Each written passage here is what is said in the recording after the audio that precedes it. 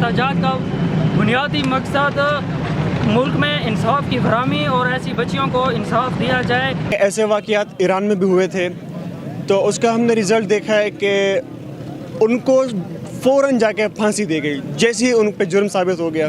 لیکن پاکستان میں یہ ہے کہ جو عدلیہ کا نظام ہے، ہمارا انصاف کا نظام ہے، وہ آپ کو صرف رگڑے دیتا ہے اور کچھ نہیں ہے۔ اگر آپ پہ الزام ثابت بھی ہو جاتا ہے تو آپ کو بیل ہو جاتی ہے۔ تو میں صرف یہ مطالبہ کرنا چاہتا ہوں کہ اگر اس پہ الزام ثابت ہو جاتا ہے تو اسٹریٹ فارورڈ ہینگ ہم۔ زینب ہماری بہن تھی، ہماری بیٹی تھی، اور اس کو اگر ہم اپنی بیٹی سمجھتے ہیں تو اس لیے ہم نکلے ہیں، اور ہر پاکستانی کو نکلنا چاہیے اور اس کو سمجھنا چاہیے اس سے پہلے کہ آپ کی بیٹی کے ساتھ یہ واقعہ ہو جائے۔ اس ملک کے اندر جو انصاف کا نظام ہے اس پہ لوگوں کا اعتماد نہیں ہے، لوگ اس پہ اعتماد نہیں کرتے ہیں۔